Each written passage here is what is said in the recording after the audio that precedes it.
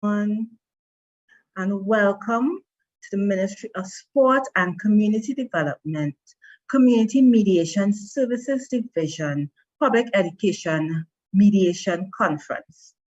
Today, this 3-day conference will be on building collaboration in conflict resolution, a transformative approach to mediation.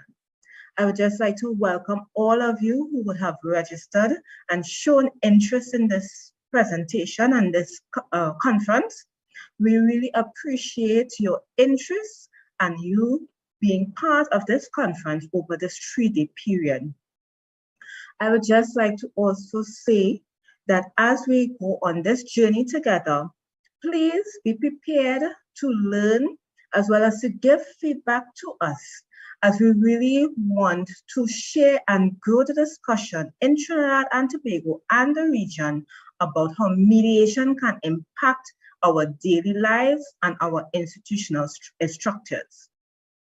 So as persons come into the room, we appreciate you staying on and being online. We would like, as you come into the room, please note that your mics are muted. We would also ask that unless you are asking a question, that your video will also be off, right? We also would like to indicate to persons that as we proceed today, you will have the opportunity after our panel discussion to ask questions. We, however, want to see the interaction in the chat, so you can also put your questions in the chat as it comes to you. So please get a pen and paper out as we get into our discussion today. You will be joining us from 9 to 11, and as much as possible, we want to respect your time, but we also want to get feedback from you. Okay, so again, you are joining us today for Community Mediation Services Division Public Education Program Mediation Conference on building collaboration in conflict resolution, a transformative approach to mediation. I would now like to invite our Deputy Permanent Secretary, Mr. Erland Kent, to bring greetings.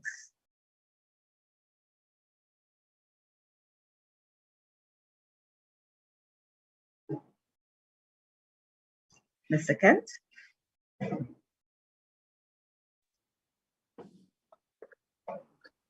Hi. Pleasant good morning. Good morning. Let me start with the salutations. The Honorable Madam Justice Lisa Ramsamir Hines, Chairperson of the Mediation Board, other members of the Judiciary, Mrs. Angela Edwards, Permanent Secretary, Ministry of Sport and Community Development, Ms. Joanna Joseph, Executive Manager of our Community Mediation Services Division, Dr. Martha Devines, Senior Tutor, Hugh Wooden Law School, Ms. Christine Cole, Conciliator, Mediator, Equal Opportunities Commission, representatives of government ministries and agencies, representatives of civil society, mediators, staff of the Ministry of Sport and Community Development, and allow me to single out the staff of the Community Mediation Services Division, other invited guests, ladies and gentlemen, good morning. I am pleased to welcome you to this inaugural mediation conference of the Ministry of Sport and Community Development. The Community Mediation Services Division has continued to grow since its inception in 2006 and strives to encourage and support peace-building initiatives throughout Trinidad and Tobago. In yet another effort to ensure our public understands the viability of mediation, the division sought to host this mediation conference with the theme, Building Collaboration in Conflict Resolution, a Transformative Approach to Mediation. This conference sets the trajectory for local and regional collaboration as the initiative has been taken to include and invite mediation practitioners throughout the region. The planned agenda for each day inspires worthwhile relationships and joint efforts to ensure the public is aware of peaceful dialogue and negotiations that can emerge from conflict resolution through mediation. As you navigate these 3 days, please enrich yourselves with the rich perspectives of the astute panelists and speakers, and do participate in the discussion towards bringing about some much needed change in the way we deal with conflict, so as to ensure the more peaceful society and future that we all yearn for. I therefore wish you an enlightening and successful conference. Thank you, and may God bless us all.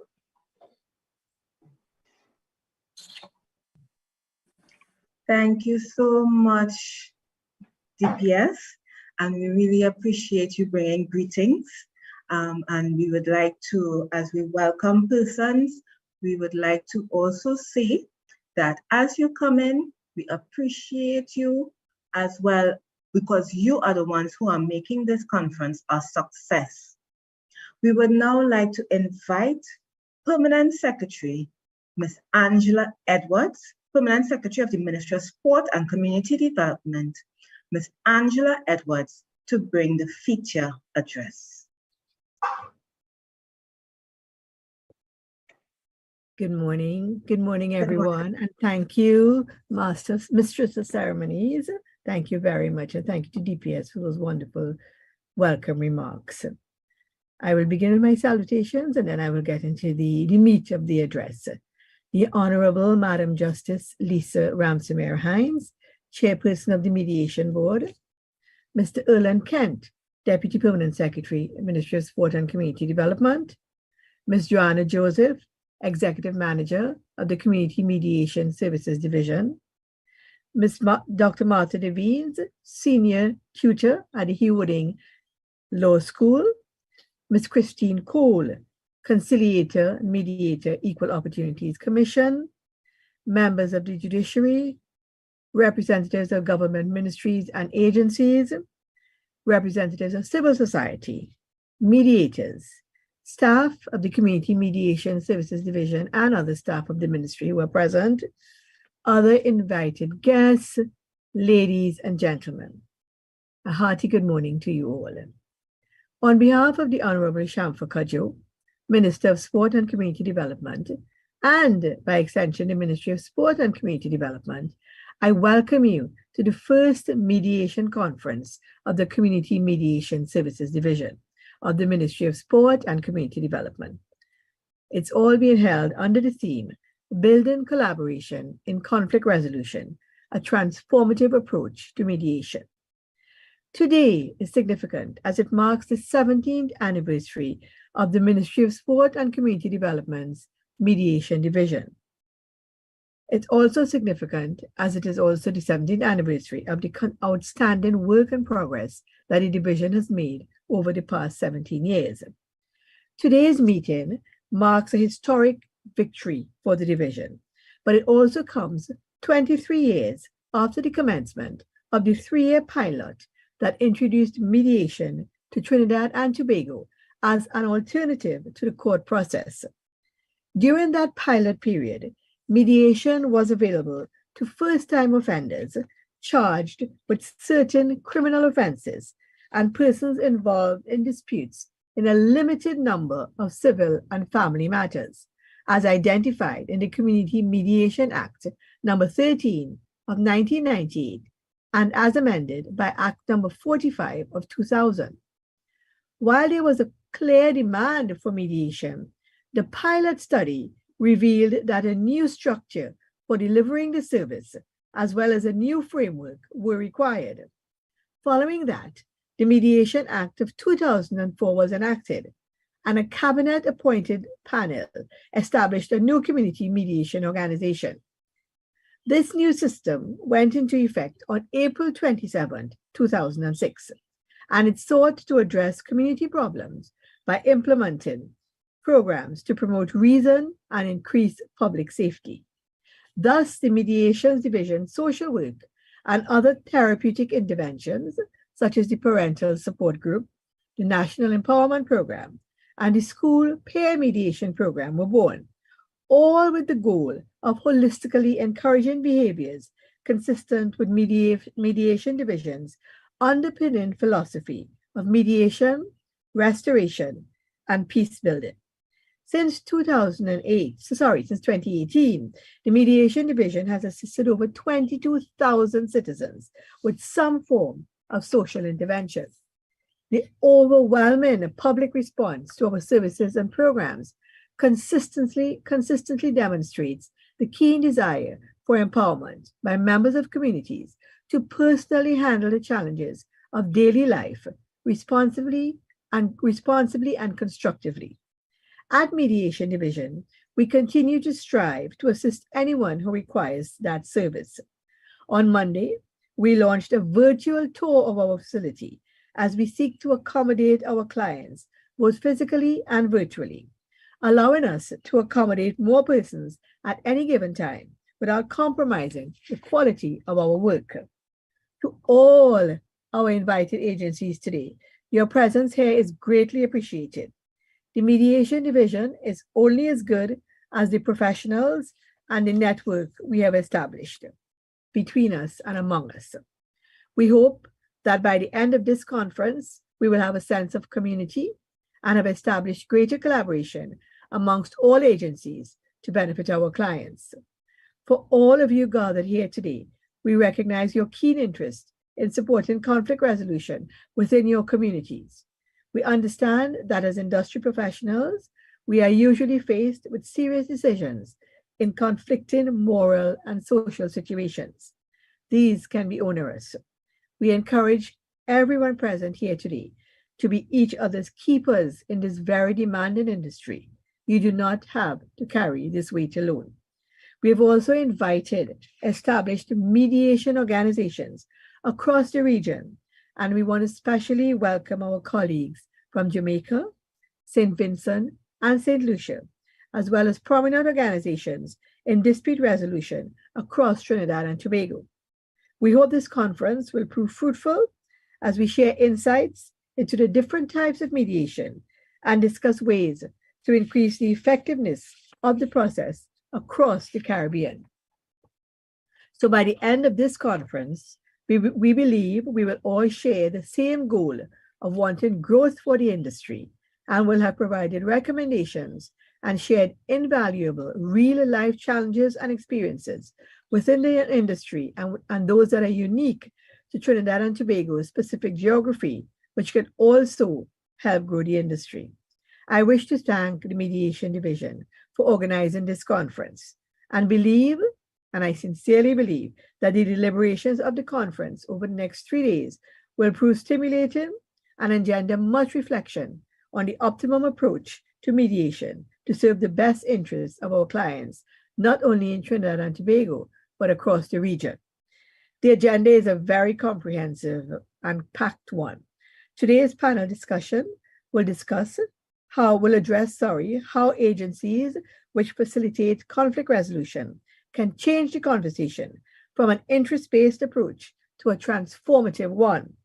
Tomorrow, panelists will consider a Caribbean perspective, current experiences focused on solutions for the future, and the breakout rooms will consider what we can propose to make mediation the first option for conflict resolution and prepare a working document for submission to participants and relevant agencies. This will be critical to moving forward as we want to develop the industry, not only in the Caribbean, but in the region. In Trinidad and Tobago as well. On Friday, there will be a discussion with Mediation Division and CIMP mediators on using mediation to impact communities. And we will all enjoy a role play performed by peer mediators of Toko Secondary School. The next 3 days are really packed, but we are confident in the panelists' ability to constructively guide the conversations and create a healthy networking community for the industry. By the end, we should all feel empowered and excited about using collaborative best practices in the mediation process within Trinidad and Tobago and across the Caribbean. We hope that today is only the beginning of the upward development of the mediation industry. In closing, ladies and gentlemen, I thank you all for being here. I wish you success in your deliberations, and I am confident that the entire 3-day conference will contribute to the positive development of our communities, our respective countries, and our region. I thank you, and may God bless you. Have a very productive conference. Thank you very much, PS Angela Edwards, for your feature address. And yes, we do hope that of all the agencies and the individuals who have chosen to represent their organizations, that they can really network and connect with each other, and we can start having a conversation about the role that agencies can play in mediation, as well as the future of mediation in Trinidad and Tobago and the region. Thank you so very much. So we are now going to get into our panel discussion. And what I'm going to do, I'm going to roll out a format for you, right? And I really hope that today you can be engaged and focused as we hear from 4 different agencies, how their role in changing the conversation in Trinidad and Tobago from facilitative to transformative. So we are going to begin with the panelists. There are 4 panelists who are diverse from different agencies in Trinidad and Tobago, and I'm going to read out their biographies. Then they are going to have a short presentation on how they believe their agency can play a role before we can go into the panel discussion. So I would like to begin first with Executive Manager of Community Mediation Services Division, Ms. Joanna Joseph. Ms. Joseph is an MBA qualified business strategist with Harriet Watts University. She has several diplomas following her interest in organizational behavior, corporate governance, employment law, communications, life coaching, psychology, and preventing and countering violent extremism. Prior to current office, Ms. Joseph has been a strategic and change management for over 10 years in media, banking, and the construction sector. Additionally, she is the founder of Success Learning Center, which provides a unique approach to providing support for education for both children and adults. This virtual academy provides her with a platform to function as a life coach and lecturer. Also, as a director in the NGO I Got Charity Services, she collaborates with the Marabella Family Crisis Center to serve mainly children, women, and elderly. Needless to say, the passion lies in providing service, empowering others, and being an advocate for peace. This directly feeds into her current role as Executive Manager of Community Mediation Services Division. She operates within the parameters of her own code. The solution starts with each one of us, but is sustained through all of us. Next, on our panel, we'll also have Dr. Martha Devines.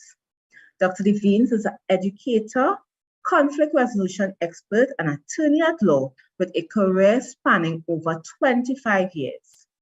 Her legal practice encompasses diverse civil matters, including civil and family litigation, conveyancing, probate, and commercial-related issues. Currently serving as a senior tutor to and course director for Civil Procedure and Practice 1 at Shorewooding Law School. Dr. Devines provides practical training on civil procedure and practice in Trinidad and Tobago, Eastern Caribbean states, Guyana, and Barbados. Dr. Devines is also the alternative dispute resolution facilitator at the law school, where she facilitates training for students in the ADR as they prepare to become attorneys at law. Dr. Devine's expertise extends beyond academia and the legal profession. As Ombudsman at the Hugh Wooden Law School, she utilizes her conflict resolution skills to address conflicts and provide guidance to students. Additionally, she is a certified mediator in civil and family matters, as well as an experienced facilitator and trainer. Dr. Devine's training sessions cover topics such as ADR, group skills, team building, conflict management, effective communication, emotional intelligence, and other many interpersonal skills. Dr. Devine is also dedicated to the field of education and to shaping policies and regulations that enhance the teaching profession. This is exemplified by her serving her second term as a commissioner of the Teaching Service Commission of Trinidad and Tobago, the body responsible for appointments, promotions, transfers, removals, and disciplinary matters concerning officers in the teaching service. Beyond her professional achievements, Dr. Devine actively engages in volunteer work and community service. She provides pro bono legal guidance to nonprofit organizations and their members on matters related to children, family, land, contracts, and wills. Dr. Devine also contributes to the Valley of Decisions Missions of Trinidad and Tobago, a nonprofit organization dedicated to healing and restoration. Furthermore, she offers Bible-based counseling, organizes seminars for personal and relationship development, and actively participates in conflict prevention and peacemaking initiatives. Dr. Devine is deeply committed to serving others and making a positive impact on families and communities. Next, we have Ms. Christine Cole of the Equal Opportunities Commission. Ms. Christine Cole joined the team at the Equal Opportunities Commission in 2015 as the in-house conciliator mediator responsible for coordinating the conciliation unit as well as facilitating conciliation sessions at the Equal Opportunities Commission. Ms. Cole is a certified mediator trained in restorative justice practices, conflict coaching, designing conflict resolutions, and facilitation systems. She holds a master's degree in mediation studies and a BSc in psychology and communication studies. She has previously worked as an independent consultant engaged in mediation and conflict resolution training, coaching, as well as a mediator. And finally, on our panel, we have the Honorable Justice Lisa Ramsey-Hines. Justice Hines graduated from the University of the West Indies Norman Manley Law School in 1999 and obtained her legal education certificate in 2001. She is also a postgrad diploma holder in mediation studies, which was awarded in 2015 with distinction. Justice Ramsey-Hines' career in the field of law began in 2001 as a prosecutor in Jamaica. Thereafter, she returned to her country of birth in 2004, where she serves as a prosecutor, Register of the Industrial Court, and magistrate over the next 13 years. In 2017, she was elevated to the position of Judge of the High Court, where she presides in the Criminal Division. Justice Ramsey-Hines is inspired by the Japanese art of kinjutsu, aspired to the philosophy that both redemption and recidivism is influenced by the continuity of choice and mentoring. She promotes the use of alternative dispute resolution personally as a certified civil mediator, and more broadly since her appointment as the chairman of the Mediation Board in 2020. A keen advocate of restorative justice initiatives, Justice Ramsey-Hines was the first to preside over Trinidad and Tobago's drug treatment court. Justice Ramsey Hines also firmly endorses continuous judicial education. Owing to her passion for engendering access to justice issues, Justice Ramsey Hines has also been involved in the UN Women KAJO Jurist Project, birthed in 2015, to develop and implement gender protocols for regional jurists. Justice Ramsey Hines is Christian, the wife of one and mother of 6, 2 humans and 4 canines. A firm believer in work-life balance, she enjoys training and handling the dogs and is an active member of the Universal Shutdown Club of Trinidad and Tobago. So, you have heard the background of the panelists. We will now go to the first panelist, Ms. Joanna Joseph, as she does her presentation. Ms. Joseph? Thank you so much, Rani.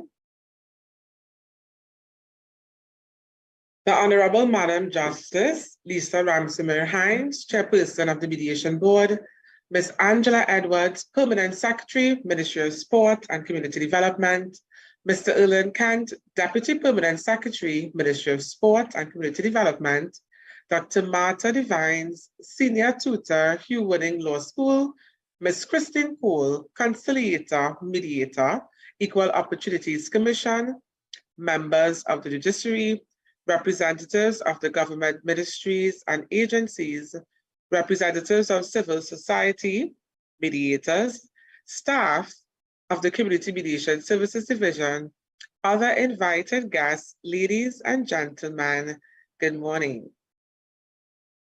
I would like to set up my presentation, and I'm so excited to be with you this morning. I hope that you are ready to take notes and put your questions down.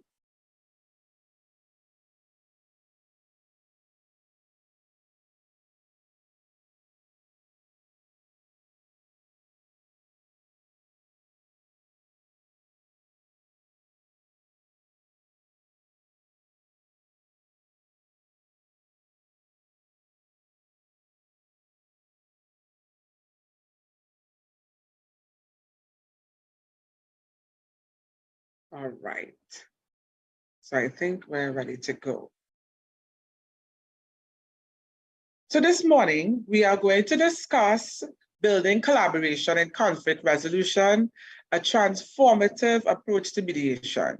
So most persons here would have either heard about mediation or interested in mediation, but we want to take it a step further. We want to see how everyone here could understand a little more what roles we play, how we could come together to create this transformative approach.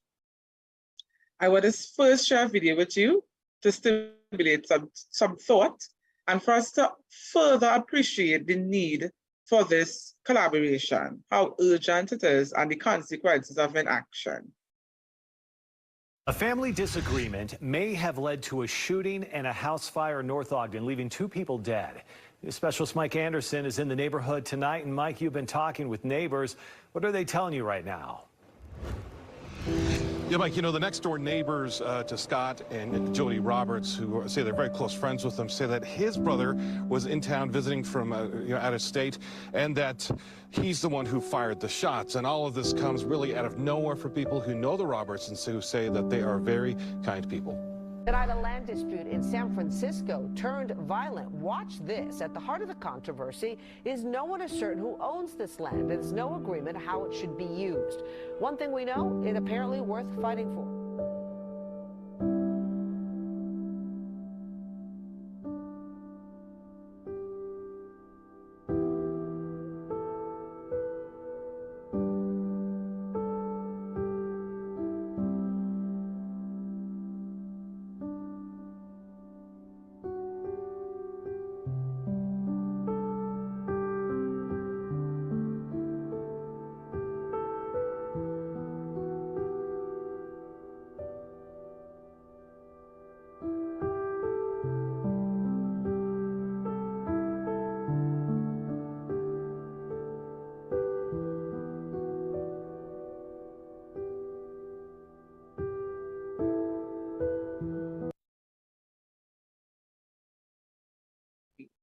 to take a moment just to reflect on the different types of conflict that is right around us that people face. All right, so we can all agree that conflict is inevitable, but combat is optional. And we, as the agents of change and of peace, it's our duty to share and inform persons how they can change their way of thinking, how they can choose another option and enable them to do so.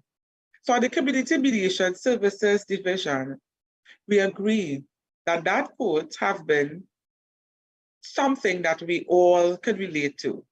And we are committed to formulating plausible ways to resolving conflict amicably. Today, I plan to loan you the lens of our division, simply to share how we view conflict, the magnitude of the consequences of that inaction, and the approach that we use towards building peace in our communities. I will briefly run you through the current narrative, understanding the concept of a transformative approach, our role in changing the narrative, and our proposed way forward. So, basically, on mainstream media, social media, within the community, within the workplace, as the video would have shown different scenes in the school. Anyway, they can leave this conference now, God forbid, and end up in some sort of disagreement. It could start very simple, it could escalate, but what is important, once again, is how we choose to manage or basically respond to this conflict. All right, so we have seen now that there's an increasing need to speak to conflict, because not just physically, now we have on our phones. It's so easy for you to get a phone call, a message, even while you're in this conference, something irritated, something pressing that you may have to attend to, right? You may have sent out a proposal, and then you realize maybe it's your turn time and coming back, you're frustrated. How am I going to get this thing approved? It's simple things that add maybe stress to us or compound our moods and our attitudes that could make us make a not calculated decision to respond to conflict in a negative way. It could be maybe an ex-partner, you happen to click on Facebook and first picture you see is how happy they are and you haven't gotten over that situation. So we may take these things lightly. I just want to bring some real scenarios that we can relate to that could cause us to be super stressed and that may influence ineffective communication that might escalate into disputes. So basically also there's a culture of violence that we have to understand first in order to change the narrative, right? So both parties have experienced during previous conflict behavior satisfaction from knowing that the other has lost and is pain. So in the video, you would have seen the violent response to it. And sometimes that is what you know, that is what the person has been taught. And in their mind, you know what, especially the person who would have won the conflict, they feel as though this is the way, you know, because my voice was in, my part of the solution in their mind happened. But then what are the ripple effects to that? What are the consequences? And you know, sometimes in the moment you think you win, and after you're arrested, you might end up, you know, in jail, you might end up losing a limb, somebody may lose a life. There can be so many negative consequences involved in that dialogue and that behavior that is violent. So defining the context of conflict transformation. Conflict transformation can be summarized by different ways from different authors. And some of them that spoke to me were things like inducing change in the parties' relationship through improving mutual understanding. What does that really mean?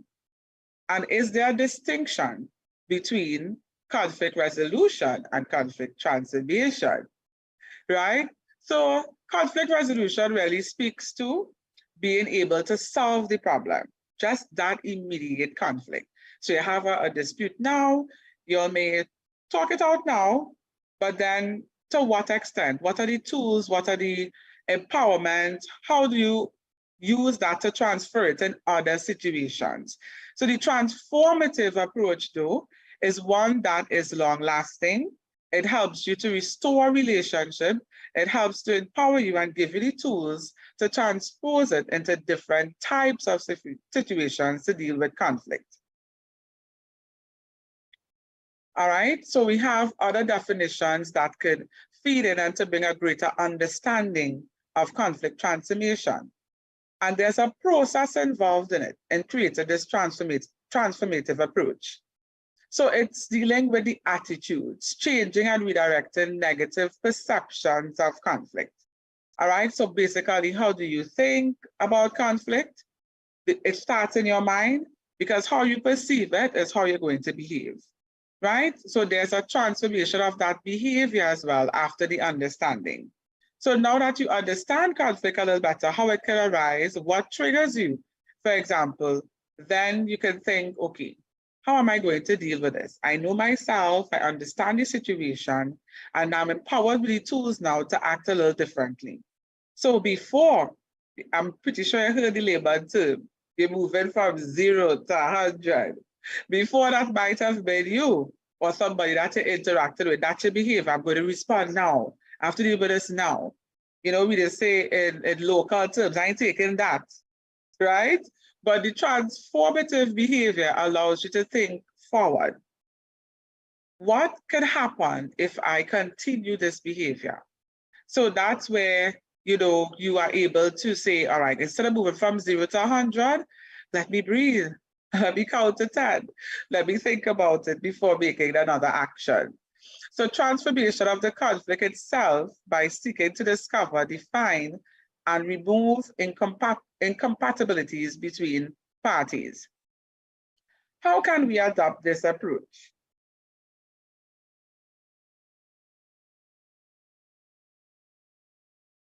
So there are principles of a transformative approach. These principles are really, as I mentioned a couple times, empowerment.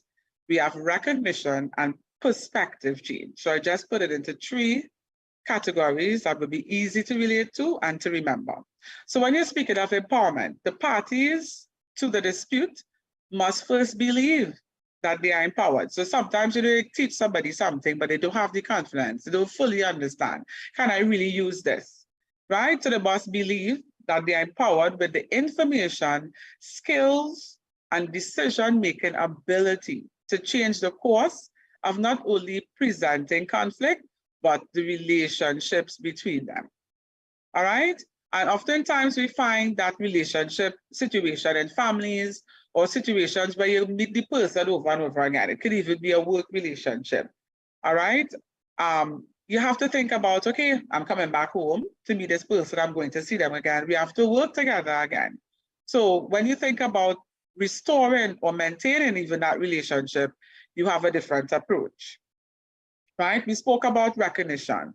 Recognition means the evocation in individuals of acknowledgement and empathy for the situation and the problem. So it's basically putting yourself in the other person's shoes, right?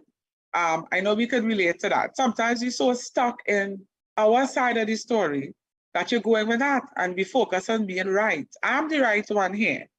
You know, and you have that attitude, but you're not considering the other person's point of view, their feelings. Why do they behave the way that they behave?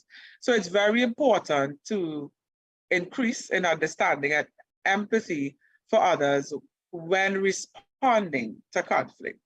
Of course, we have perceptive change. Justice will include all the parties of the conflict, not just the one who is immediately impacted in decision making. So you also think about not just you and the person, how your family is going to be affected by this, the long run, not just your family, the community, just everybody around you. Sometimes you make one bad decision and it even impacts your generations to come. You're not thinking about that at the moment. That's perceptive change.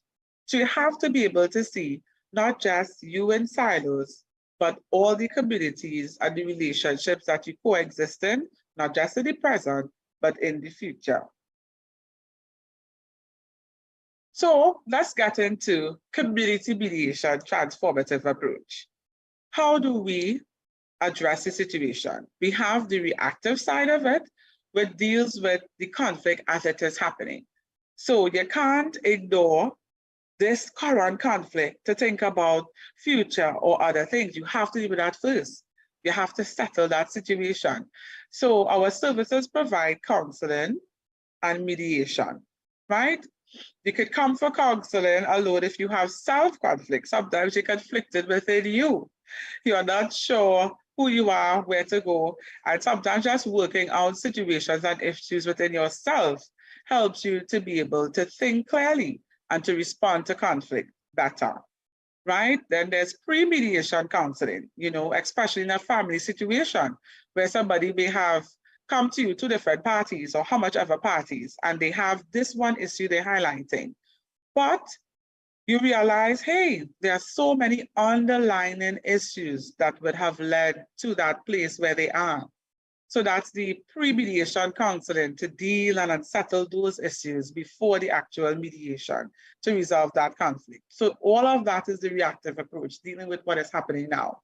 We have quite a few proactive approaches, and we are still in the business of creating programs and understanding the need, understanding the gaps and the current issues so that we could respond to what is taking place and provide the necessary tools for us to all be proactive and empowered.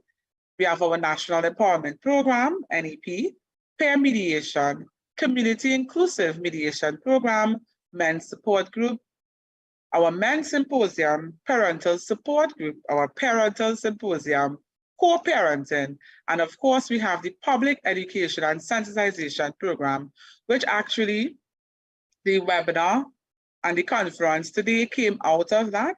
It's our urgent desire to share a message of peace, to talk about how we can all come together to create this transformative approach. I'm just going to go into a few of the programs in essence of time, right? So we're going to talk a little bit about the National Empowerment Program. What is this about with the fancy name? The objective really is to equip persons with the skills and information to facilitate healthy connections and relationships. So you realize this program is speaking to the transformative approach, the language that we were just understanding. Become advocates and change agents in the community. So it speaks to empowering you, the individual in your community, to say, I'm taking ownership. I want to be that person who's going to contribute to positive change. I want to be a leader in my community, and I want to have the tools to do so. Also to improve family life by developing strengths and positive responses to changing circumstances. So the courses are listed there: emotional intelligence, effective communication, stress management, anger management, conflict de-escalation, building trust and the importance of confidentiality, time management and managing procrastination, and effective leadership and conflict management. So some of these courses are actually new that we're going to roll out this year, including the effective leadership and conflict management, because we realize even though as leaders, we may have a lot of information, we may have a lot of credentials, we may have a lot of experience, and sometimes you find yourself able to manage your junior staff, but then there's lateral conflict, there's conflict vertically, and you're not too sure, okay, all of us, sometimes we get caught up in our egos, our position, and that in itself can create a conflict. So even you as a leader, you have to be able to analyze yourself, analyze where you are, the persons that you work with, and be able to manage that type of conflict. So that course was developed out of that need. So the impact and achievements, basically just over the last 2 years, even during the pandemic, we were able to serve 4,800 persons for this program. That's through our annual cycle. So once a year for about 2 months, and this will happen in July and August of this year, we administer these courses.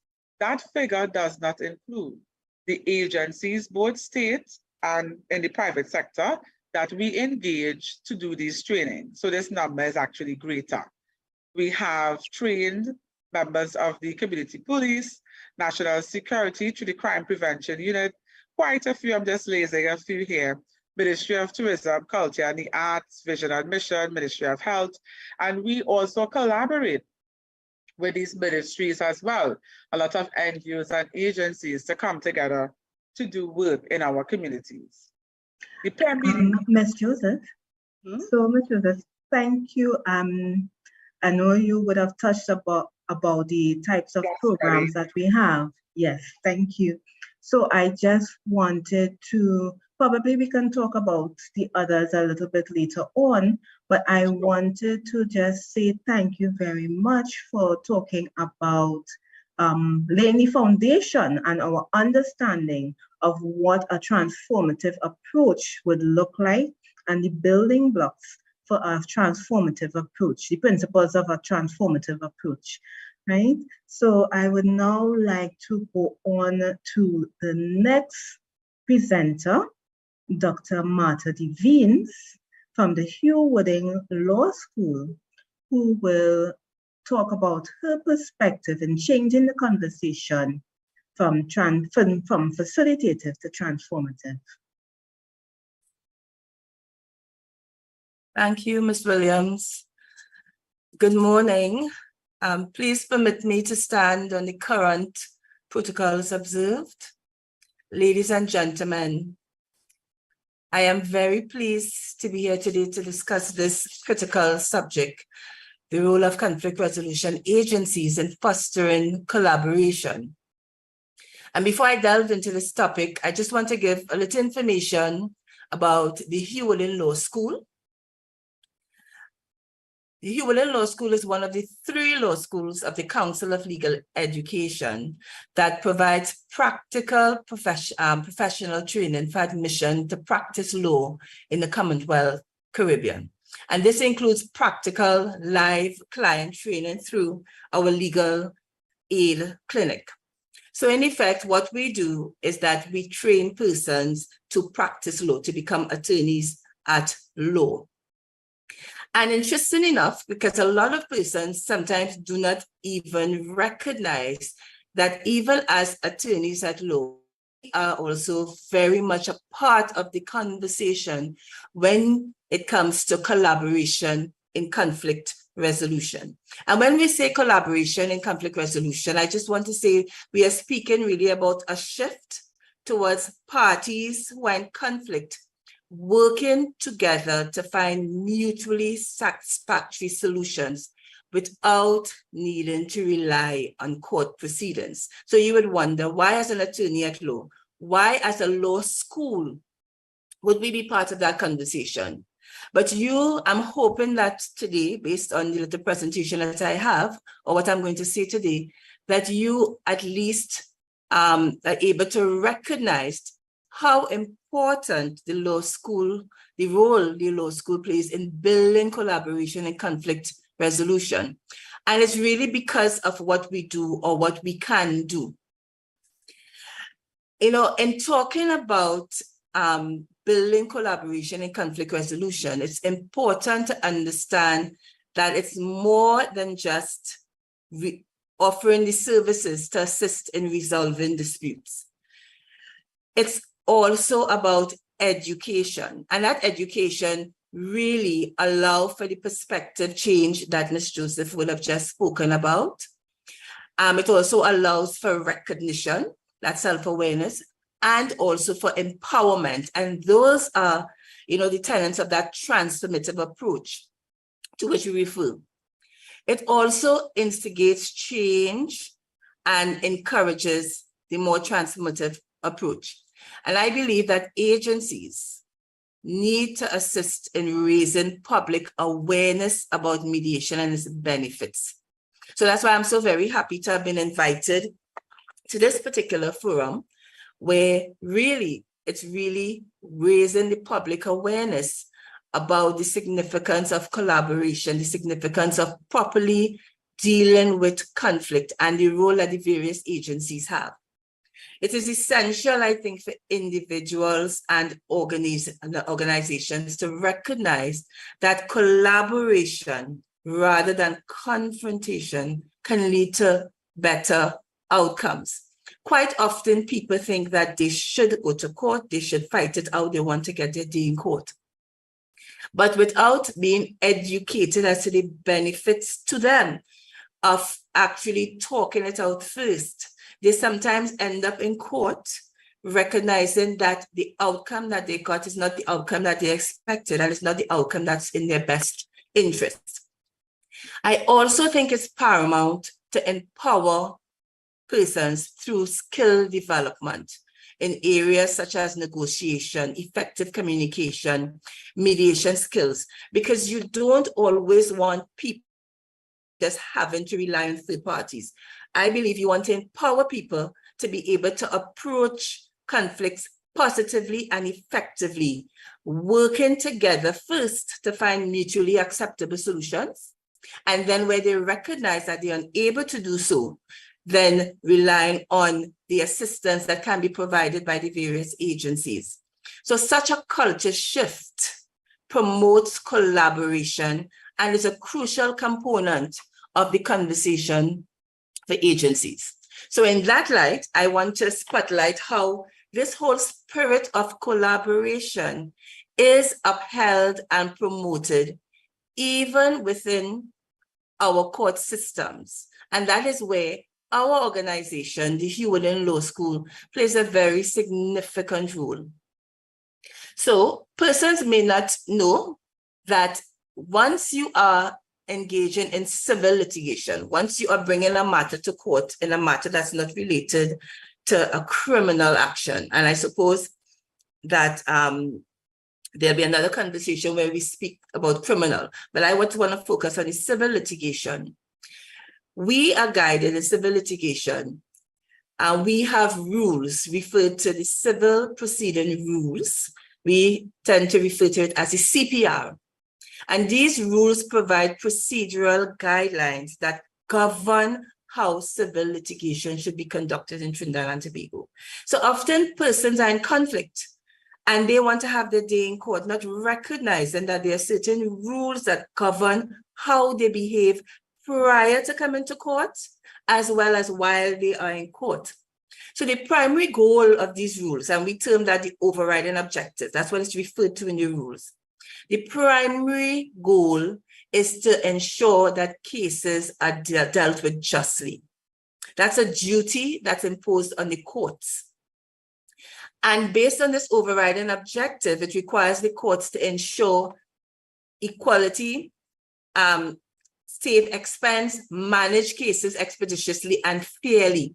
And all these are factors which align with the principles of building collaboration in conflict resolution.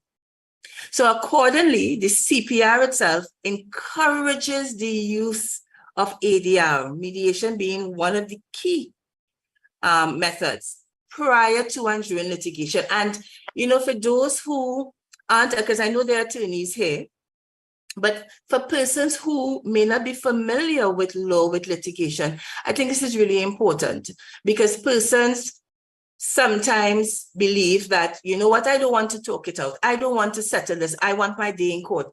Not recognizing that the court frowns upon such action. Yes, the court actually provides, the CPR actually provides that litigants, parties, are to help the court further the overriding objective. What does that mean? It expects that parties must cooperate with each other and must act reasonably prior to bringing an action. What is acting reasonably? Acting reasonably is collaborating, it's talking it out first. And failure to do that could result in the court taking into account such action. In fact, usually result in the court taking account such action or such conduct when making orders as to cost, in terms of who is to bear the cost of having to bring this action. Did you waste the court's time? Because this is something that could have been addressed had you collaborated. So that's one thing I want persons to recognize, that even in the legal system, there are mechanisms built in to support collaboration in dispute resolution. There is also what is referred to as pre-action protocols. Right? And these pre-action protocols set out the procedure to be taken by parties prior to litigation. And it actually set out, these are practice directions that set out what conduct will be considered reasonable by the courts before you actually come to the courts. And the objectives of these pre-action protocols are really to encourage the exchange of information, full disclosure about the claim, as well as to provide the parties with an opportunity to do what? To avoid litigation by agreeing to a settlement before the commencement of the proceedings. So parties are expected to talk it out first. To talk it out first. Litigation should be the last resort. And as indicated before, the court also has powers to impose cost sanctions if parties unreasonably refuse to consider ADR, mediation, all of those particular methods that allow you to collaborate prior to. So with respect to the law school, as the body that trains persons to become attorneys at law, we appreciate the significant role that attorneys at law have in conflict resolution, from giving advice to clients, negotiation on behalf of clients, to reaching amicable settlements and representing clients in mediation, arbitration, or even in court, where we are essentially advocating for their interest. We also appreciate that it's important that there is lawful resolution adherence. So as such, ADR is incorporated into the curriculum of the Hewlin Law School. Students are trained in collaborative methods and are provided with practical opportunities at our legal aid clinic to apply these methods in real world situations. We have judges who actually quite often come and share their experience and indicate to them the approach of the courts with respect to litigants who do not believe that they should collaborate before and who come to court without having engaged in the particular mechanisms that are made available to try to ensure that there is some sort of settlement, or at least a full disclosure of all of the issues and a full discussion of all of them before they come to court. And very importantly, our clients who come to us at the Legal Aid Clinic, they are also advised as to the benefits of this collaborative approach to litigation and the detriments of not attempting to resolve the matter before court. So the Hewlin Law School has a very, in my view, important role, because quite often persons may not appreciating the collaborative approach, may forego that and then come to an attorney and say they want to bring action.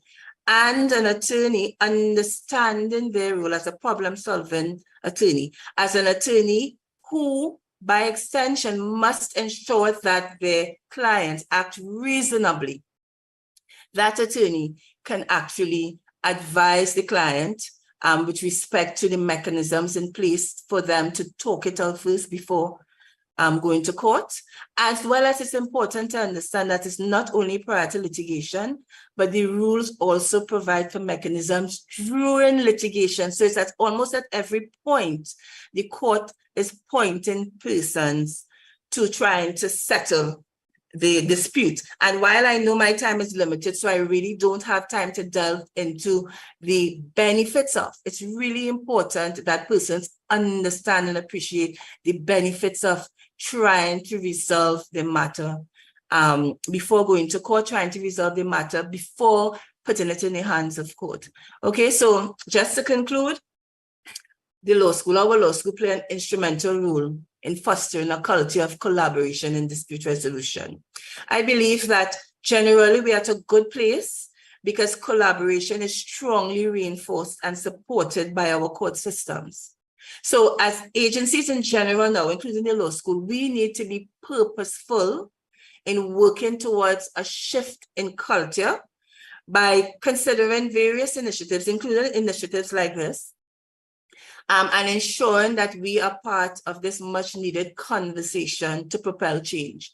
But I just want to say change must come, because it's not only located in Trinidad and Tobago, it's not only located in the region, but it's also located worldwide. Thank you very much, Dr. Devine, for informing us of the civil procedure rules. I myself I had an idea of it, but I did not know the details. And we also hear that at every step, lawyers are not only taking an adversarial approach, but at every step, they are able to propose ADR to their clients. And we really appreciate that it is happening from the earliest stage of their education. We would now like to invite our next panelist, Ms. Christine Cole of the Equal Opportunities Commission, who will be talking from her perspective or their agency's perspective on how they can change the conversation from facilitative to transformative. Hi, good morning, everybody, and thank you so much, Renee. I would lean on all the protocols observed for the presenters who have gone before me. So thank you very much. Ladies and gentlemen, good morning. Some of you may have heard about the Equal Opportunity Commission, but do you know what sets us apart as an institution that promotes human rights? Okay, let me give you a little bit about the Equal Opportunity Commission. It is one of two institutions that were born out of the Equal Opportunity Act that was assented to in 2008. The other institution being the Equal Opportunity Tribunal. The two institutions are separate and independent from each other. I know there's a lot of confusion sometimes if people talk about the tribunal and the commission as if they are one. They're two separate and independent bodies. The Equal Opportunity Commission, fondly known as the EOC, began operations in 2010. And we have been working hard over those years to realize our vision and mission. Our vision being a society which is free from discrimination and prejudice, where human rights and diversity are respected and there's equal opportunity for all. And the mission of the EOC is to work towards the elimination of discrimination and the promotion of equality of opportunity through advocacy, public education, research, and the investigation and conciliation of complaints. And so from the onset, both our vision and mission speaks to changing the conversation and being transformative. What could be more transformative than a society that is free of discrimination? We are the EOC is the only statutory body empowered to bring redress as it specifically relates to discrimination. We deal specifically with the Equal Opportunity Act. And we are one of the few places where persons can lodge a complaint against a public body, a private institution, or an individual and get some redress. So as I said, we deal specifically with discrimination. And what is discrimination? The Equal Opportunity Act describes discrimination as being treated less favorably than someone else because of a personal or inherent characteristic. And this is known as a status ground. So it must be personal to you. And these status grounds are race, religion, sex, meaning male or female, origin, including place of origin, marital status, ethnicity, and disability. And the categories in which these will fall are employment, accommodation, education, and goods and services. So as you can see, discrimination is one of those things which people delve into it all the time, sometimes intentionally or unintentionally. And so it is one of those conflicts that strikes to the very heart of who we are, our values. And so, of course, you know, most of the times it will affect people and be emotionally charged. So how do we bring transformation in this area? So we have two ways, among others, of course, where we seek to change the conversation. And these speak to the core functions of what we do at the EOC. One is through our public awareness and advocacy outreach. and the other is by our conciliation process. Now, when we do our public outreach, we try to explain carefully to our public the investigation process and what is conciliation. We have found that there's sometimes confusion among the public as to what conciliation actually is. So we explained that conciliation is one of the, on the ADR spectrum, alternative dispute resolution spectrum. Quite like mediation, with all the same benefits and processes of mediation, but just a little tweak that sometimes the conciliator can guide the persons a little bit. In this case, I am a mediator and I work here. So the processes here are quite guided by the mediation processes and ethics of the mediation. So we explain to them the benefits that conciliation can have to them. And it's one of our key functions, again, as I said. So I found that the framers of this piece of legislation had the foresight to build conciliation as a mandatory part of the processes of the Equal Opportunity Commission. And we have found that it is very, very useful in getting people to the table, people who would otherwise want to go to court or have their day in court, as the panelists before me said. So we have found that it is quite useful in that way. One of the things that we are able to do at our conciliation process is to create a safe space when people feel that they're discriminated against. Imagine a person, an employee who feels that they have been discriminated against by an employer will be reluctant and even afraid to file a complaint with us. Again, we encourage them too, because they, one of the things they will fear, of course, is being victimized. And then again, that is one of the standalone status that protects persons who file a complaint with us.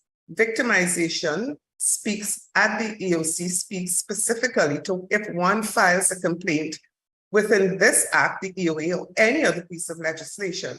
And because of that, they are treated less favorably. That can be held as victimization. So it's protected there. So they come to a safe space where they should not be treated less favorably because they have filed a complaint seeking their human rights. So the person can file a complaint with us, and the employer and employee can come to the table in this safe space and try to resolve the issue. Again, because of the confidentiality and private nature of the conciliation process, we are able to keep it out of the public space and away from media scrutiny, as most employers will want it to be kept out of media scrutiny. And as I said, sometimes these acts of discrimination may be intentional or unintentional. Either way, they are able to resolve it here because they would have to work together. And, you know, sometimes it's best to repair the relationship and you have to go forward working together. Our conciliation process also has the power to empower persons. And I'll give you a little story, and this is a true story, about a blind woman.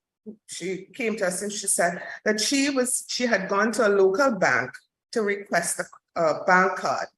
And she was told that she could not get one simply because of the reason that she was blind. Now imagine if she had brought the complaint to us, and imagine if after investigation, the complaint was referred to conciliation.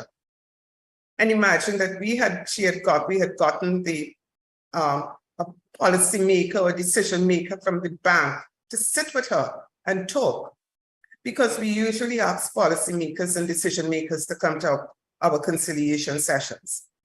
They would have heard firsthand from a customer how their policy could be discriminatory, and that can engender change going forward and be transformative. So you see the action of one person who could be confident enough to stand up for their rights can be transformative. And so our message brings that to everyone all the time, that we want it to be transformative.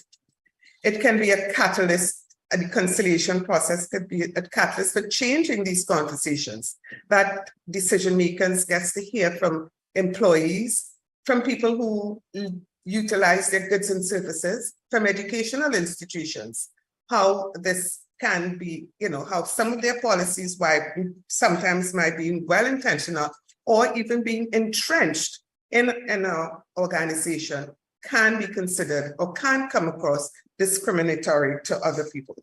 Again, all the processes at the Equal Opportunity Commission are free of charge, up to and including conciliation. So you have the opportunity to go through our investigative process, which is led by attorneys, and if the matter is referred to here, then you have the option of sitting with the conciliator to help you resolve your conflict. We have found that this process, a lot of people, even after making use of the process, are able to get a better understanding of what their dispute was in the first place, and feel really relieved that they have been able to given this opportunity. Our outreach programs include our outreach caravans, which as we speak is ongoing. Just last week, we were at the Tunapuna Magistrates Courts. Outside there, seeing over 150 persons who passed by, bringing the word of what we do at the Equal Opportunity Commission, encouraging people to spread the word far and wide. We have a presence on social media, on all social media platforms, because it is important that we reach all the demographics in Trinidad, all people. That is our intention, to eliminate discrimination. We have been collaborating with stakeholders. Very recently, we have collaborated with TTT in having some hard conversations. We had some conversations about sex and prejudice. Sex, the differences between men and women. We've had conversations about disabilities, persons with disabilities, and the discrimination they face on a daily basis. We've had conversations about people from different origins and the discrimination they face on a daily basis. So we collaborate with people on a daily or at every opportunity that we get as we to talk about these things, to change the conversation, to be collaborative, to be transformative, because we believe that all human rights should be respected and upheld. So we have been working for the last 13 years of our existence to change this conversation through our, as we said, public outreach. And we work at every opportunity to live up to our vision and fulfill our mission to be transformative and build a society that is free from discrimination and where all human rights are respected. Thank you for listening to me, and thank you, Renee, for this opportunity. Thank you very much, Christine, for sharing that information with us about the Equal Opportunities Commission, and also for sharing that it was already built into the legislation to look at ADR as an option for resolving any conflicts that would arise. I would lastly like to go to our last panelist, the Honorable Justice Lisa Ramsey-Hines, as she presents from her perspective. Good morning, everyone. Renee, can you confirm that you are hearing me? Yes, we are hearing. All right, okay. Good morning, everyone. I see over 200 participants. So may I acknowledge everyone present, regardless of position and post, by saying friends and mediators everywhere, good morning to you. We are way behind time in terms of the opportunity to be left for interaction and from the participants and questions and answers. So I'll try to keep my presentation as brief and as conversational as possible.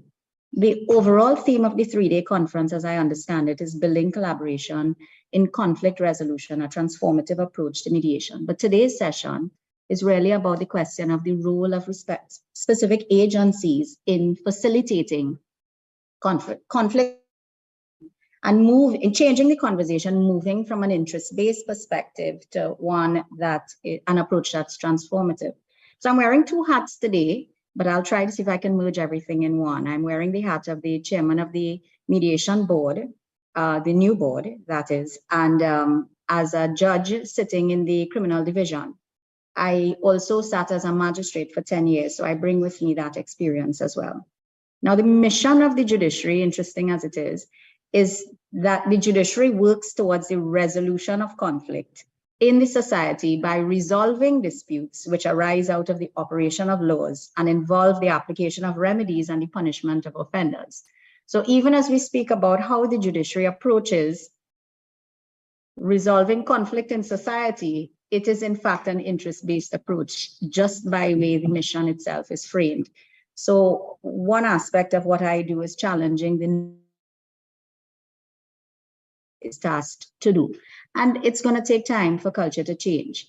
What I propose to share with you today is an idea, just a glimpse, if you will, of how the culture is changing, because the ground has been laid, the foundation has been laid by many of my predecessors and judges who continue to sit, including a former chairman of the Mediation Board, Justice of Appeal, Vashis Kokaram, from whom I draw great inspiration. I have to acknowledge his work and the work of his boards before the one I sit on now. So just to give you an idea, I will not speak about the civil division of the High Court because I think Dr. Devines did a stellar job in comprehensively talking about what the emphasis is there in terms of furthering the overriding objective. Each of the divisions is now governed by an overriding objective of its own. Criminal division, civil, family, children court. We all seek to further the overriding objective, which essentially is to achieve a just outcome for those types of cases.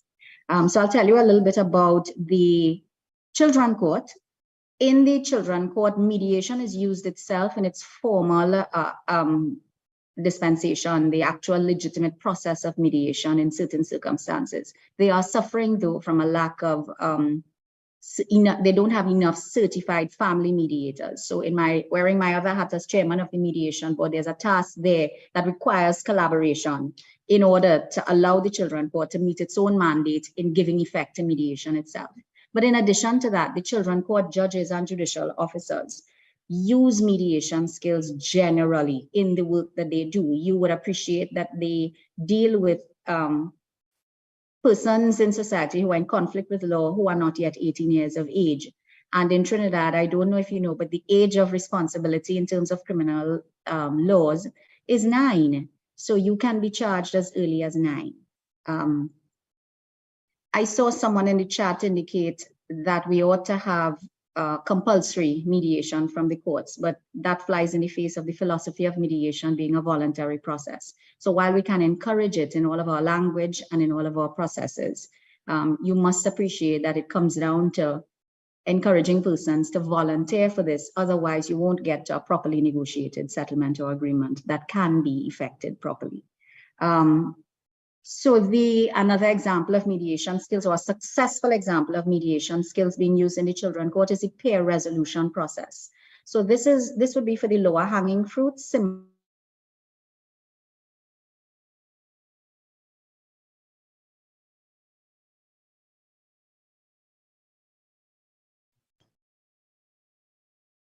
Justice Hines. Okay, so I believe we may have had a technical issue with Justice Hines at this point. So hopefully she will be able to come back on, but she was beginning to speak on in the children's court and the role that mediation, or rather mediation skills, is using in resolving conflict at the criminal court. And she would have also talked about her role as mediation board chairman and collaborating with the agencies that are expanding mediation practice, namely the children's court and the family court. Okay, so so what we would do we will have one of our colleagues see if we can get in contact with Justice Hines, and we may very well begin our panel discussion. So I would now like to invite back Dr. Martha Devines, Ms. Christine Cole, and Ms. Joanna Joseph to put back on their cameras as we begin our panel discussion in lieu of Justice Hines finishing her presentation. Okay, welcome back, ladies. Thank you. Okay, so one of my questions and my pertinent to burning questions, Justice Hines, she answered from her perspective at least before she went off. And that question is, do you think that we should go the way of other regions of making mediation in particular, not necessarily alternative dispute resolution, but mediation in particular, mandatory before other procedures? So I want to hear from your perspective still. So maybe if I may, and that's such a burning question. It really is a burning question because, and I want to just encourage persons to maybe just after this session, Google what's happening in the Churchill versus Typhoon case, because that's where that question is actually now very live in terms of what's happening in England. And it has actually propelled 3 leading UK dispute resolution organizations: the Civil Mediation Council, CIAB, which is Chartered Institute of Arbitrators, as well as CIDUS, Center for Effective Dispute Resolution, to collaborate, to intervene in that particular matter. Because the Court of Appeal has to make a decision related to that, and it will turn on whether or not the Court of Appeal deems the issue of whether it's compulsory for persons to exhaust whatever ADR mechanism is available to them as a process, internal process, or otherwise before coming to court, and whether they would be denied the access to the court if they don't. So it's really that whole question of it. And you have persons on either side speaking to it. I do understand exactly what was being said by my lady, because the whole tenor of mediation is really voluntary, being able to it's voluntary, self-empowerment and that kind of thing, self-determination, so that, you know, persons do feel that it goes against the main tenor to make it mandatory for persons to engage in mediation. So that's one view. The other view is that it is part of the dispute resolution process, right? So that persons, if it is available, persons should exhaust all that are available to them prior to resorting to the last resort, which is litigation. You notice I haven't given my opinion because, again, I am looking at it. I have certain views, but it's really something for a live discussion. So thank you for that question. Thank you. So we have Justice Ramsey Hines back with us. So Justice, we had just gone into the panel discussion. Yes, we had just gone into the panel discussion. And if Dr. Devines, can you see that case again, Churchill versus? Yes, I'm going to put it in the chat. Okay, thank you. Yes, so actually, Justice Ramsey Hines, you had anticipated one of my questions for the panel discussion, which was also in the chat.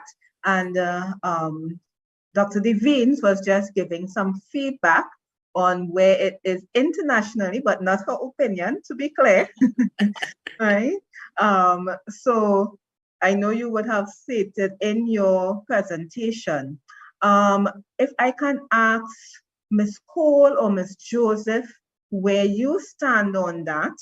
And the question was, can we go the way of other regions, some other regions, not across the board, as we know in the Commonwealth particularly, but more particularly in the US, the way of other regions of mandating mediation for particular cases, right? Any feedback from Ms. Cole or Ms. Joseph?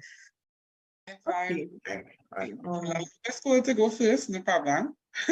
Okay, just briefly, because I know the Equal Opportunity Act, well, it's called conciliation in the act, but conciliation, mediation on the spectrum, has built-in mandatory conciliation. So when a matter is referred to conciliation, the parties must come. In fact, for in the act states that if a party refuses to come to conciliation without due cause, they can be fined. You know, they can be fined for refusing to come to conciliation. Of course, as the Mediation Act lists mediation as voluntary. So that was always a conundrum for me as a mediator here. You know, is it voluntary, is it mandatory, is built-in mandatory here? The thing is, the Commission has not ever charged anybody for not coming to conciliation. We have forced people's hands to come to conciliation.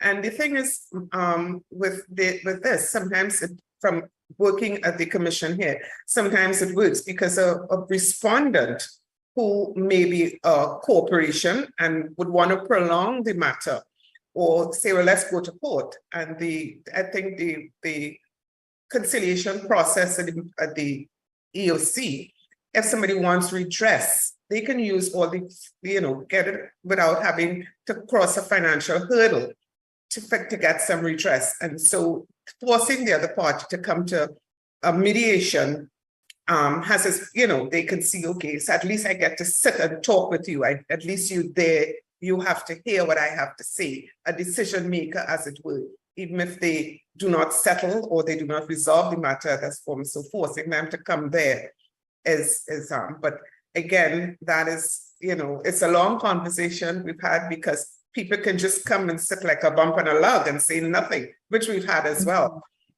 so there are two sides to it. Thank you. That's a different perspective. Thank you very much, because it's already built into the EOC Act, right? So it does seem like it has its benefits.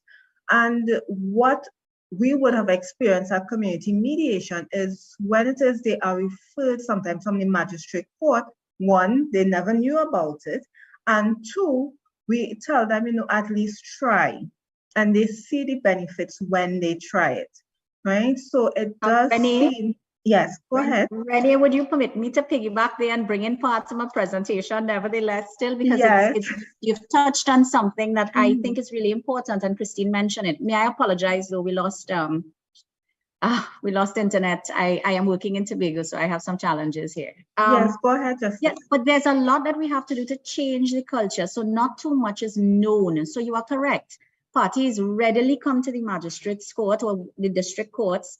It costs $3 TT to bring a matter in the magistrate's court. That's how easy it is to access what they think is relief for conflict from an entrenched position in an atmosphere that is highly adversarial. $3 TT, that's less than 50 US cents. Yeah. So to choose a path of combat.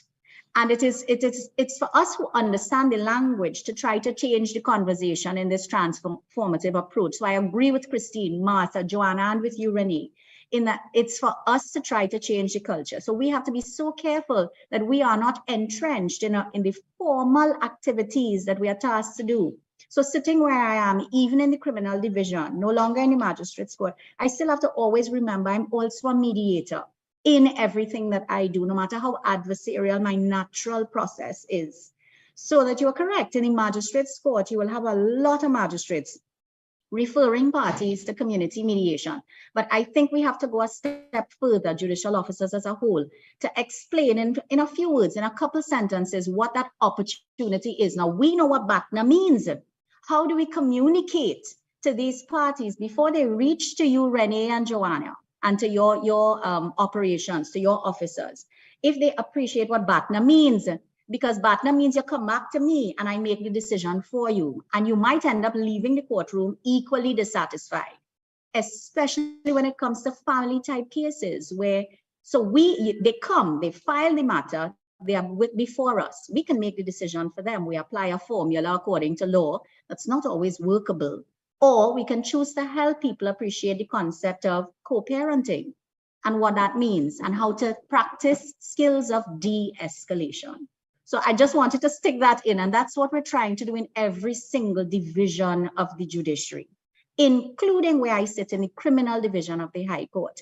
And it comes in, strangely enough, when they are so entrenched. You would appreciate that by the time a case gets to me in their sizes, you've already had a charge laid by police.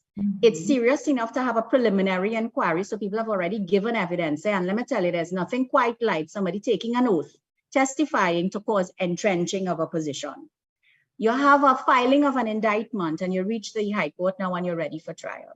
But you see, if we change the language and we get to the point of plea bargaining so that we get two sides to see that, you know, there may be a route to disposition where the victim has a voice that's not fettered by criminal rules of procedure, and you still get to say something. An accused man can be accountable, or woman, accountable for their actions and generate an apology, offer an apology, and you have the opportunity for healing. You know, all those good things we know that come with successful mediation.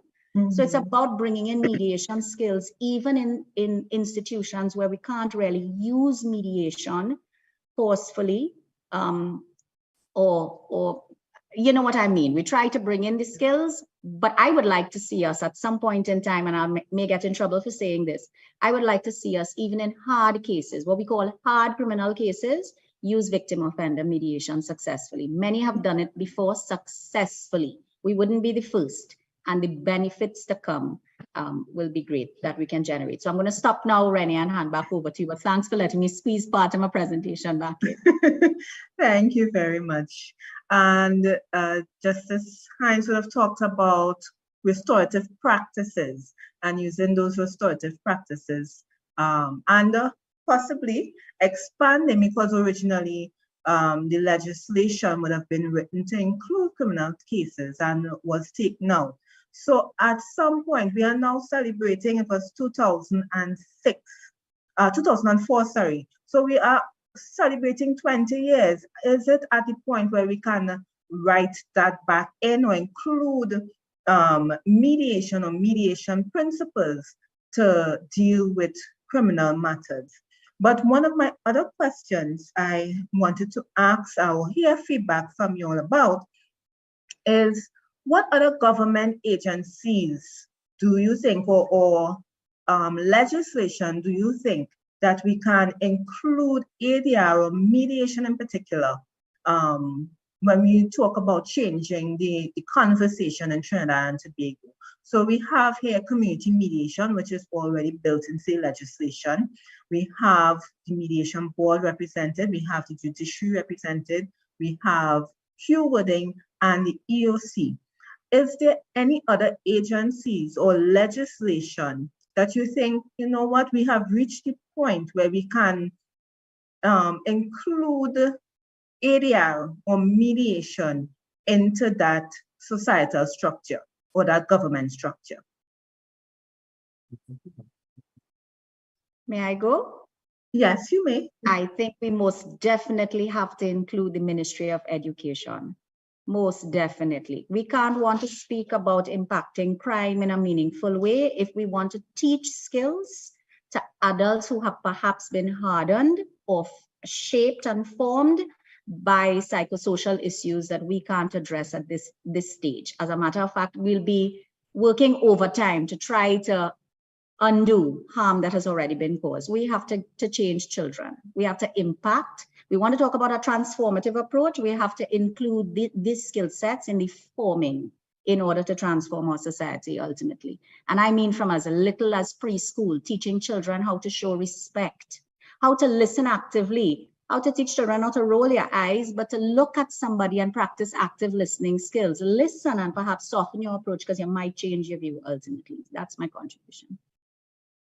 Yes, thank you. Dr. Devine? May I go, Rennie? Yes. Oh, okay. Ms. Thank- Cole and then Dr. Devines. Thank you, Lisa. That's just so powerful. I totally agree. One of the other agencies I'm thinking about is the Environmental Authority. I mean, I was listening to their thing on the they were before a joint select committee, and the kinds of matters they have, from noise pollution to environment pollutions, you know, and these things are so sensitive. I often wonder, why can't they use mediation or ADR processes to talk about these things before they get so heated? You know, just as it's built into the EOC, this should have been built into an agency like that. So that is one of the other agencies I think that really should have mediation or conflict resolution built into it. Thank you very much, Christine. Dr. Devines?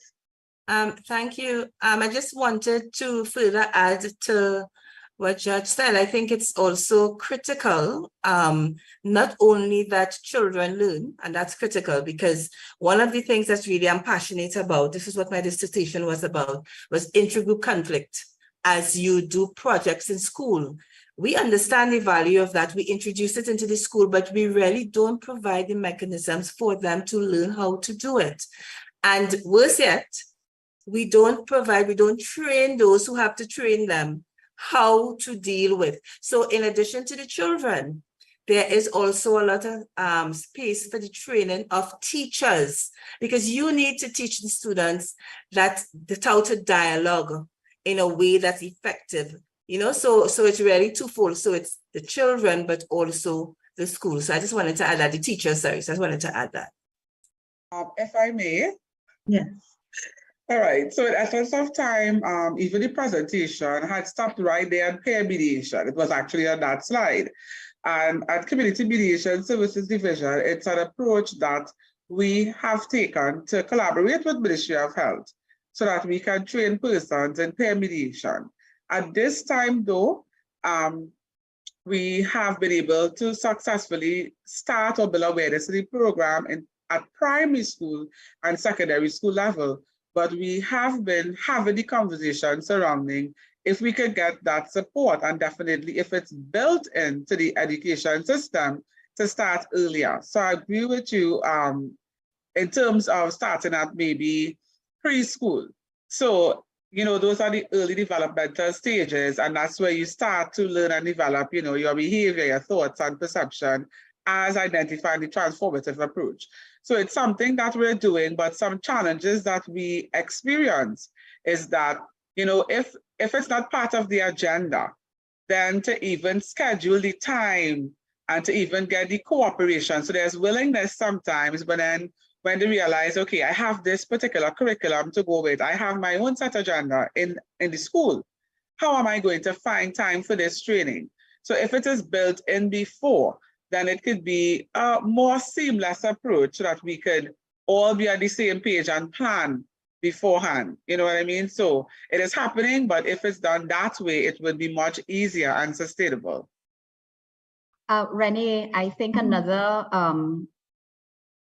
group that we can't leave out would be law enforcement. Someone put it in the chat.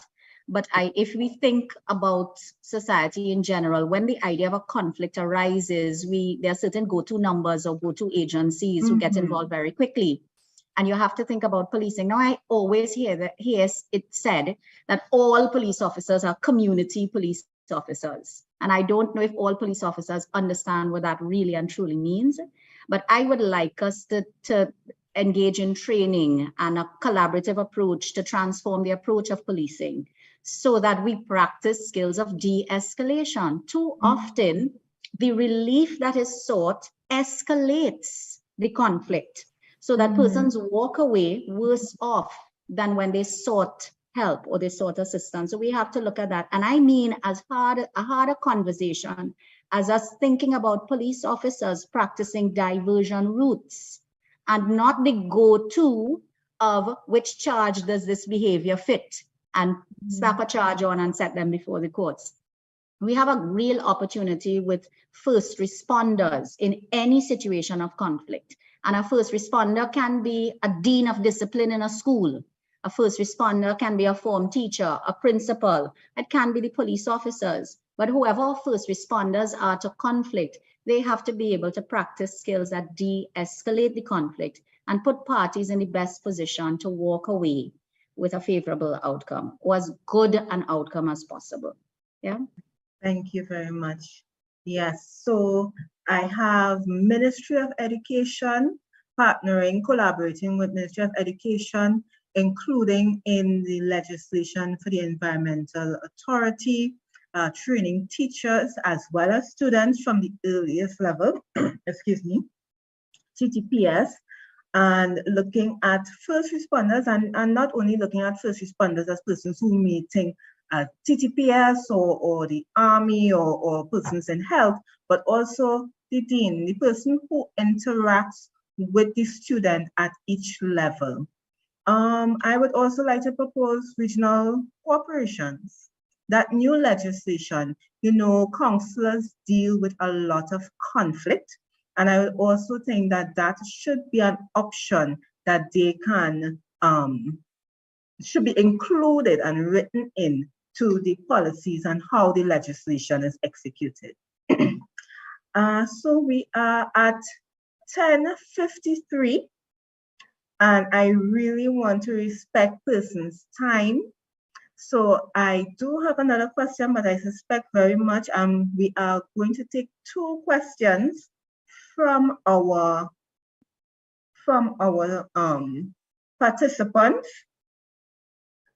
I would like to ask, you can put your question either in the chat, or if you have a burning question that has not been answered, you can put up your hand. You'll be able to take 2 questions at this time. And I also want to encourage you, even if it is you are not seeing your question answered here, please note that we would be asking, we have a poll at the end of the event, as well as we have a survey that will come up when the session ends. So you can put feedback in there as well.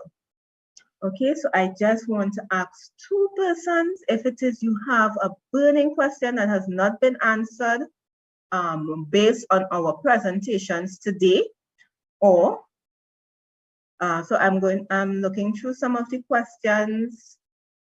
Yeah, so we do have ADR as well in industrial matters that they do work on. So we want to, is there anyone who would like to raise their hand on unmute in order to ask a question? So we have Jasmine Benjamin from the LSA, I believe.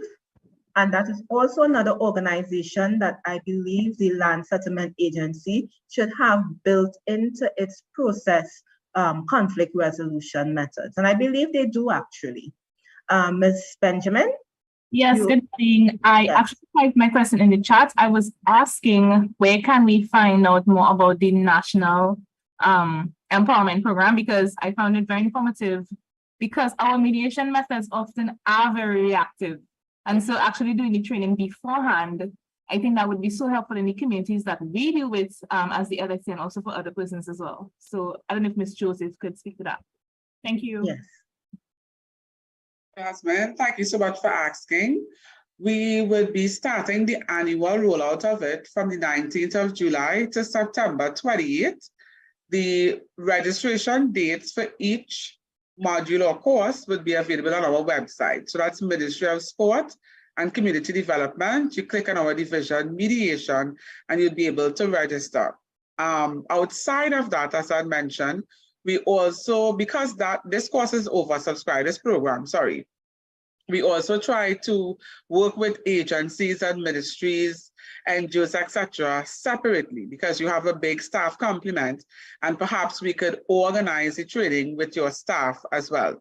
So if you are interested in terms of for the settlement altogether, the Land Settlement Agency to be a part of the training, you can formally request the training, and we would organize separately outside of the annual rollout.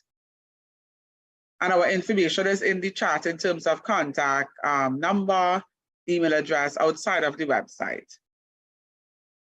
Thank you very much, Ms. Joseph, and thank you, Ms. Benjamin, for your question. Personal question, where is mediation? Because we have a lot of students, we have a lot of persons who are training or trained. How can I use mediation in my future career? That is a question that we hear all the time, not only from lawyers, not only from persons who necessarily do the postgrad diploma in mediation or the master's in mediation, but teachers want to know, HR officers want to know, police officers want to know, how can I use my skills in mediation in my career and possibly craft my own little niche wherever I am, as a dentist, as a doctor? Anyone would like to take that question? Can I go first? Yes. It's just I saw it recently. This just struck me that your qualifications and your technical skills can get you hired. Your soft skills get you promoted, which as soft skills as mediation and conflict resolution and communication. So, you know, it's beneficial for everyone to know how to negotiate, to talk to people. Having this level of skills really benefits you at any level, from all the agencies we're talking about and corporate world. We know some of the biggest bullies are in the corporate world. Perhaps they're just scared, but you know, they just need these skills, and you see them coming out there, and it makes it so hard. We spend most of our working lives at work, and we have to face all these things. So imagine we have a world where people know these kinds of skills, have mediation skills, not just from the top, across the board, how pleasant it would be. So I think for everyone, soft skills, mediation skills should be taught as part of everything that you do. Can you say that quote again, Christine? Your technicals? Your skills get you hired, and the soft skills get you promoted. Thank you very much. Once those skills rise to the top. And Christine is so correct. Your technical skills are your IQ, so to speak, your intelligent quotient, but all of these other skills are your EQ. And that emotional quotient, it really does set you apart from almost any and everybody in your field and your discipline. And I agree with that entirely. I'll tell you, since I embraced mediation and trained in mediation, even doing the postgrad program at the University of the West Indies, I found that it did not just help me become a better lawyer, judicial officer, judge, but it also made me a better human being, a better mother, a better wife, a better friend, a better co-worker, better supervisor, a better neighbor. It's made me better in every aspect of my life. So my emotional quotient, I think, improved. And Christine is correct. It is what will help opportunities open up for you, because you set yourself apart a little bit, yeah? And you improve every environment within which you operate. Yes. Mediation is our superpower. Can I say it another way, which probably is a little more negative, but I think it's important. Technical skills can get you hired, but lack of soft skills can get you fired. It's interpersonal skills, it's social skills. And I just want persons to take this knowledge, something to think about as we probably get to the end of today's conference. In the age of AI, where technology can replicate lots of things, the research shows, those reports that speak about global skills for the future, speak about soft skills, what we can now call power skills. They are one of the skills that cannot be replicated. So I think that is critical, important. And if I may add, even in my portfolio, in terms of doing career management and career guidance, a lot of times youths come to me and they ask, you know, what do I study? What do I do? So I'm always looking at job descriptions, always sharing it. And I've noticed an increasing trend actually where they ask for these specific skills of negotiation, especially conflict de-escalation or management. Also effective communication is something that once you are not even at work, everywhere that you are, you have to communicate.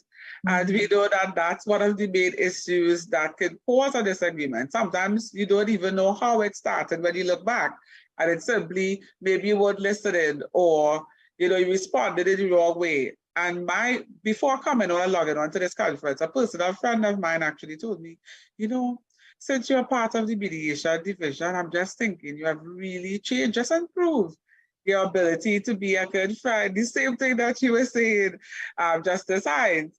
People are looking onto you and they see the change. And I felt so good because you can be evident to the change. And sometimes we ask how we can change the conversation. And it's through ourselves, the way that we live and the way that we use these tools. So we show persons rather than tell them how mediation helps us. Okay. Thank you very much to all of you for answering our questions so beautifully and showing persons that it affects, once you have those mediation skills, it affects every single part of your life and all of your relationships. So I'll just take the last question before we wrap up. Miss Gloria Pemberton, your hand is raised, so that will be our last question. Gloria Pemberton, if you can't unmute. And everyone else, you can put your question in the chat. We will try to address them either tomorrow, or I'll try to summarize and address them either tomorrow with our regional panelists. But Ms. Pemberton, go ahead. Good morning to the panelists, and I must say thank you for a very, very well orchestrated program. Really organized, all the speakers want the time and everything, and I can't say how much about this, how international we look right here, right now. Thank you. I did not have a question per se. Sorry, I hope I wouldn't offend you, but I had a suggestion, not a suggestion, a comment, in that I wanted to say at Pleasantville Secondary, where I work, I introduced peer mediation, and we had 82 persons trained, and that changed the face of Pleasantville Secondary. I think Justice Hines might be able to attest to that, because she was involved in working that out with us. And the other thing I wanted to say is that being trained as a mediator, I endorse what is being said about it changing your life. It changes your language.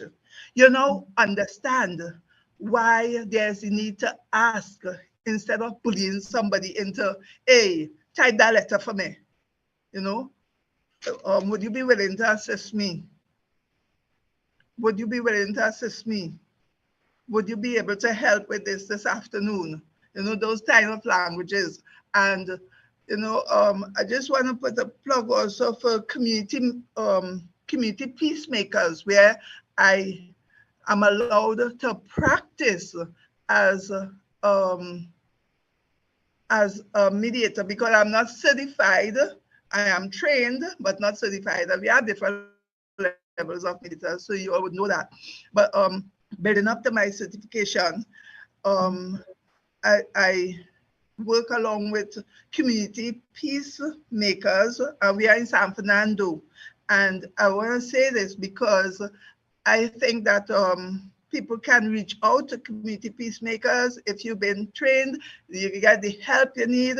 You get help to go and get certified. I was just delinquent in being certified, but you could get help to go and get certified. So I thought I wanted to say that because I'm really, really passionate about being a member of community peacemakers and the work we do. And people don't know the level of work we do there. So I just thought I wanted to get that in. Thank you for giving me the opportunity. Thank you, Ms. Pemberton, very much.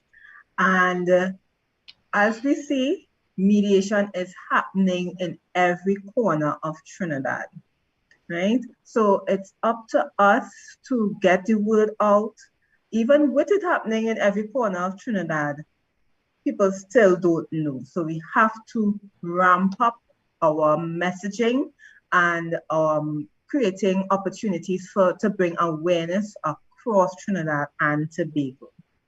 So I would just like to thank our panel here today, Ms. Christine Cole from the Equal Opportunities Commission, Dr. Martha Devines from the Hugh Wooding Law School, and I would also mention her hat as a commissioner on the Teaching Service Commission, Justice Lisa Ramsey-Hines as Justice on Criminal and the Judiciary, as well as her other hat as Chairman of the Mediation Board, and Ms. Joanna Joseph, Executive Manager of Community Mediation Services Division. Thank you very much, ladies, for your contribution to the discussion. And you will also see in the chat persons are thanking you for your contribution to this discussion today.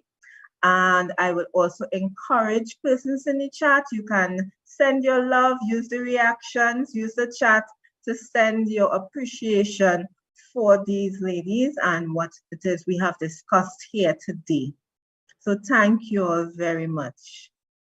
What I would like to now transition to do as we close off is I would like to ask at the poll. We do have a poll because we want to get feedback from all of you, right? So as ladies, as you leave, you can also contribute to the poll, right? But ladies and gents, we want to respect your time.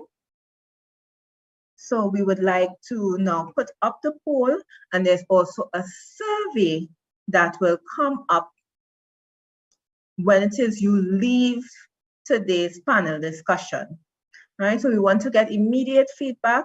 We know sometimes persons are too busy and they're not able to do the survey, but we really want to get feedback here now from our first day. So the first question is, how did you hear about the mediation conference? Was it the morning show interview, social media, through our social media platforms, the ministry's social media platforms, Facebook, Instagram, or did you get the link on WhatsApp, direct invitation through stakeholders, direct invitation through a professional organization? Which of the Community Mediation Services Division programs have you attended in the past? Mediation, counseling, because we don't only have students or professionals here, we also have some of our clients who participated in our services before. We have mediation, counseling, parent support group, grief and loss symposium, national empowerment program, men's symposium, peer mediation, or none of the above.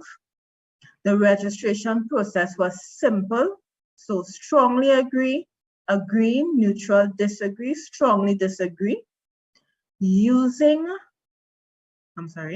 Number 4, using the Zoom virtual meeting platform was easy to navigate. Strongly agree, agree, neutral, strongly disagree, disagree or strongly disagree. Number 5, the information shared by the facilitators brought awareness of mediation and conflict resolution in Trinidad and Tobago. Strongly agree, agree, neutral, disagree, strongly disagree. Number 6, mediation is a viable option for conflict resolution in Trinidad and Tobago. Strongly agree, agree, neutral, disagree, or strongly disagree. And finally, I enjoyed this session and will tell others about it. That is either a yes or no question. And number 8, choose one of the following. I did not learn anything new. I learned something new. I learned something new that is applicable to my daily life. I learned something new that is applicable to my profession. And the last question, the last answer is I learned something new and I am inspired. So we have persons who are filling out the poll. I believe something may have gone wrong with the poll. I'm not seeing it live anymore. And we're only able to reach 50%. I do apologize. I'm not sure if it's only on my side or if it is also for the participants. I'm only seeing it at 50%, but it's also not showing that it's live anymore. All right, but I do apologize for that if that is the same that you are seeing, right? However, you can also complete our survey that will come up after you leave the session. Oh, yes, so it is, yes, so it is on your side as well. I do apologize. Probably something was clicked in error, but we do appreciate those who were able to complete the poll. If you can, please complete the survey, and we will also take a look at your questions to see how it is we can incorporate them over the next 2 days. But we do hope you can, if you have registered already, to join us tomorrow, where we will get a regional perspective. We will hear from persons from Jamaica, DFR. We will have, DRF. We will have someone from the Eastern Caribbean port. We will also have someone from St. Vincent, as well as someone from Trinidad and Tobago, talking about the regional perspective and how mediation and ADR has impacted in their organizations and in their part of the Caribbean.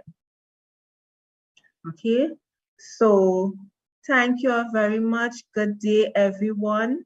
And thank you for joining us today. And I do hope that you enjoy the rest of your day.